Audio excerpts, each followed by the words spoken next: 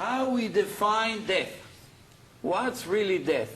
Based on what information we are able to determine if a person is alive or is dead.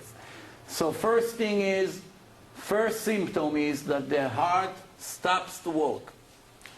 Second symptom is the brain not functioning right. The waves that are normally turning the brain to think and to function are not exist.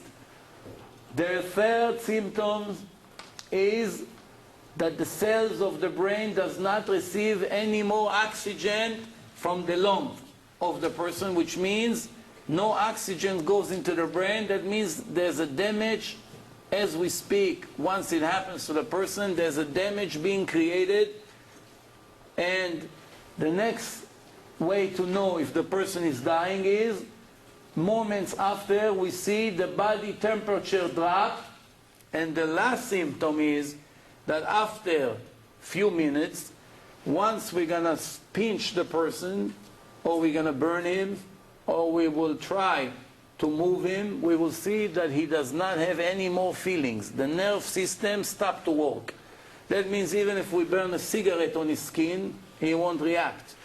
At that moment, once we have those 5 different symptoms, we can be sure that this person is completely dead. According to the scientific world, once a person has those 5 symptoms more than 6 minutes, he is considered a permanent death. And if he's going to come back to life, for whatever reason, we're going to see soon how is it possible, most likely there will be a permanent damage to the brain. That means he will lose his memory, he would lose his ability to understand things, and so forth and so on. One of the most famous parapsychologists in the world, his name is Dr. Raymond Moody. Dr. Raymond Moody is a psychiatrist from Virginia University. He interviewed 150 people who died and came back to life, and he published his conclusions in his books, Life After Life, that was translated to 30 different languages.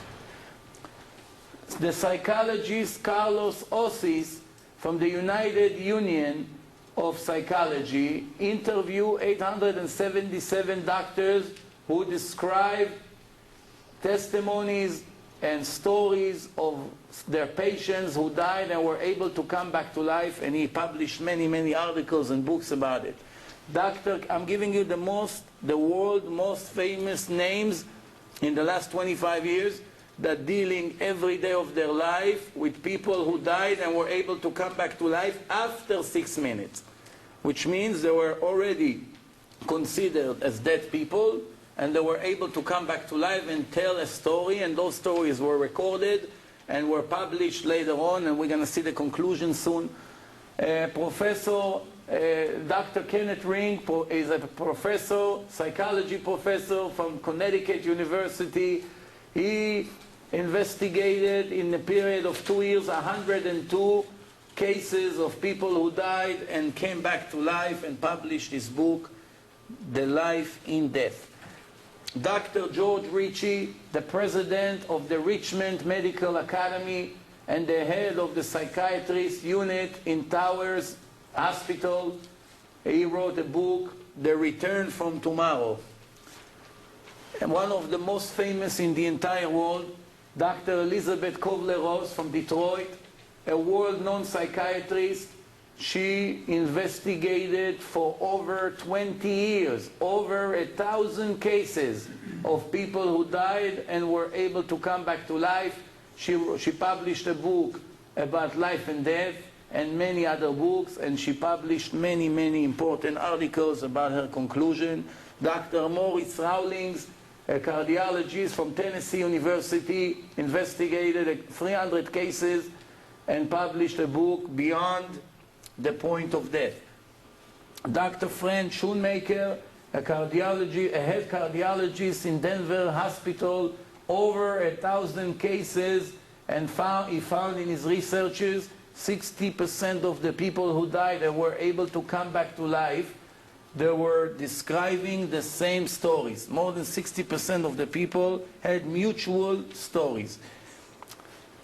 what we call today clinical death, which has another name, it's called out-of-body experience, we have to be aware of one thing, that over 30 million people, okay, over 30 million people in the world reported that they died and were able to come back to life. Just in the United States alone, there's more than 8 million people who died and were able to return to life. Okay, so we are seeing that it's not just a rare incident, it happens daily, all over the United States and the world. It happens every day. As we speak, there's always people who are dying and are able to come back to life. What happened to people who died and were able to wake up? Let's see some of the things that they're all saying. They have some mutual elements from the moment that they feel that their soul is exiting the body. There are few mutual elements that repeat in the story of each one of these patients. First, they all describe the soul is flying above the body. They saw their body in a hospital, in the ambulance, in the street, in the bed, no matter where they died. The first thing that happens that they see that they are flying above themselves, above the body. And they were able to see what happens in a hospital around the body in all the period of time that they were out of the body. How do we know they're right? Because when they're going to come back to life, even though they were considered dead for the last 10, 20 minutes, they are going to tell us everything that took place in a room for the last 20 minutes, and even more than that. The next element is that they describe that their soul entered a dark tunnel. On the way out of the body, they are entering a tunnel. What happened later as they're flying inside that tunnel, they're beginning to see a light. In the beginning, the light is not so strong, and later the light will become very, very, very strong. And the way they describe the light is, it's a spiritual light with lots of love, communicated with them, but not in a regular way of speaking, through telepathy, which means through thoughts. They were able to communicate with the light and know what the light are telling them and what they are answering, but not for regular speaking. Some of them reported that after their death, they started to see some of their relatives that died before coming and welcoming them and sending them messages, and they saw them exactly in the same way they look when they were alive in this world. Then they report that they started to see their life in snaps, in fast picture, one after the other, from the moment they were born until the moment they died, all their life in a very short period of time, one picture after the other. And they described that they saw a conclusion of their entire life in sharp and clear pictures, and very fast, one after the other. All of them, with no exception, when they came back to life, they described everything that took place in a room. And better than that. For instance, people who were in the surgery room or in the emergency room, while they consider as complete dead people, later they will tell you everything that took place in the entire hospital. Even though the body was in the first ground level, the first floor, when they came back to life, they were able to tell you what happened in each room, in the entire hospital. If the hospital has 7 floors and many, many rooms, they can tell you in the last 10 minutes in each one of the rooms which doctor did what and said what, and which surgery is taking place in that room, what shoes are in the windows, and who just died 5 minutes ago, and which doctor just signed a death certificate in an office in a hospital, which information